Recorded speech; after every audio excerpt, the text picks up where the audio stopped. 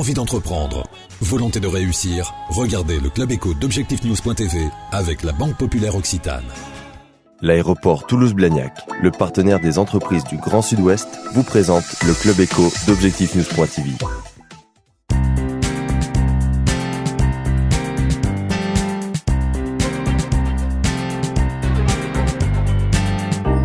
Bonsoir et merci de nous rejoindre sur Objectif-News.tv aujourd'hui dans le Club Éco.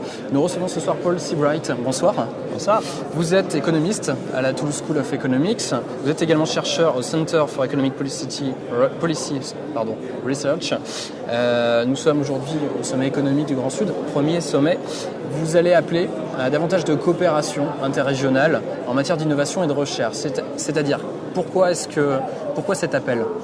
Mais c'est curieux parce que nous sommes quand même au XXIe siècle. On se dirait c'est l'époque de l'Internet, les télécommunications. On n'a plus besoin de se bouger pour pouvoir communiquer avec tous les coins du monde.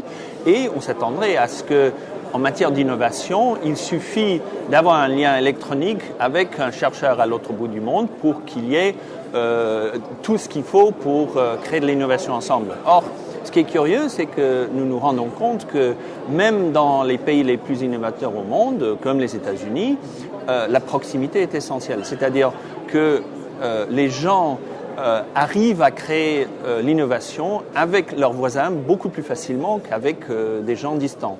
Nous ne comprenons pas tout à fait pourquoi. L'innovation est un mystère. C'est comme la mayonnaise. On ne sait pas toujours ce qui fait que la sauce prenne.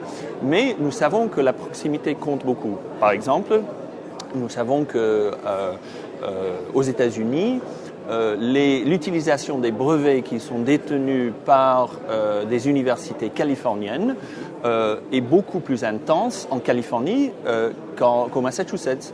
Alors qu'au Massachusetts, l'utilisation des brevets détenus par des chercheurs à MIT ou à Harvard est beaucoup plus intense qu'en Californie. Alors, on pourrait se dire que peut-être ils sont mieux au courant de ce qui est proche d'eux, mais il y a des études qui ont démontré que la proximité n'est pas essentielle pour la connaissance de ce qu'il y a, c'est-à-dire les brevets sont cités un peu partout aux États-Unis, mais pour la mise en œuvre, pour l'utilisation, la proximité est beaucoup plus importante. Or, ça nous fait penser que en matière d'innovation, l'Europe ne sera pas très différente. Il faut que nous fassions en sorte que les chercheurs, les innovateurs, les entrepreneurs puissent se voir, puissent avoir une relation régulière, plus intense que ce qui est possible si on se voit tous les 6 mois en prenant l'avion. Vous voyez ce que je veux dire ? D'accord.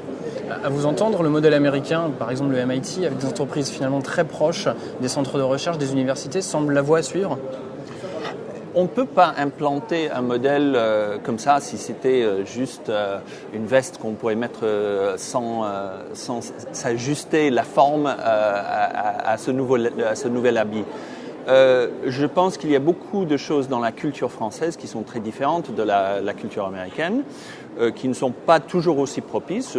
À titre d'exemple, je remarque que très souvent, quand nous envoyons nos jeunes dans les entreprises nous remercient de ça, mais ils ont l'air de dire qu'on va former les jeunes. Or, les entreprises américaines sont très souvent preneurs de ce que les jeunes peuvent leur apporter.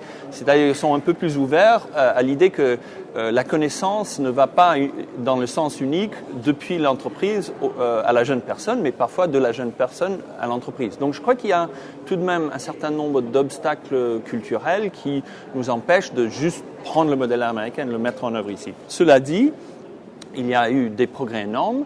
On a maintenant, il me semble, une relation beaucoup plus à l'aise entre les universités, le secteur public et le secteur privé. On a un dialogue qui s'entend plus facilement. On a moins on a moins de sens de dégoût des relations commerciales comme si c'était un peu salissant. Je pense que nous comprenons que la bonne maîtrise de l'innovation dépend d'abord de la capacité de la capacité de faire une recherche fondamentale qui n'a pas besoin d'être valorisée dans les semaines ou dans les mois qui y suivent, mais en même temps de penser, une fois qu'on a des idées fondamentales, que ces idées peuvent être mises en valeur pour améliorer la vie quotidienne des gens. D'accord. En matière d'innovation, quels sont les atouts du Grand Sud ou de Midi-Pyrénées ? C'est clair que nous avons un très grand nombre d'équipes de recherche extrêmement pointues en certaines technologies. Je pense au cancéropole. Nous, modestement en économie, je crois que nous avons une masse critique qui nous permet de réunir des chercheurs dans un certain nombre de domaines en économique en suffisamment de masse pour pouvoir créer cette espèce de bouillonnement qui est l'excitation, la passion des idées. Et c'est clair que, bien sûr, à Toulouse, par exemple, nous avons tout ce qui tourne autour de l'aérospatiale, ce qui crée une forte demande pour des compétences assez larges. Ce n'est pas juste quelqu'un qui est fabricant d'avions qui va venir ici, mais tous les gens qui travaillent en informatique, en nanotechnologie. Nous avons en physique des matières modernes et innovatrices, etc.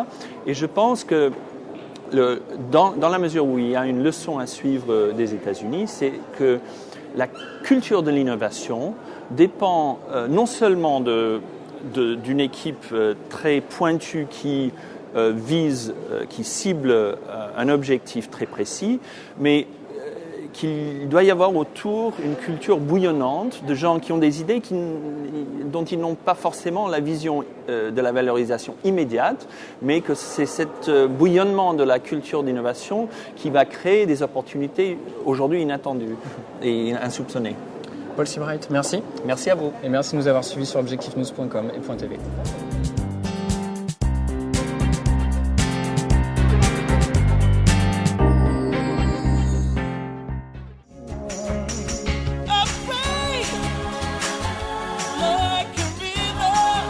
Envie d'entreprendre? Volonté de réussir? C'était le Club Éco d'objectifnews.tv avec la Banque Populaire Occitane. L'aéroport Toulouse-Blagnac, le partenaire des entreprises du Grand Sud-Ouest, vous présente le Club Éco d'objectifnews.tv.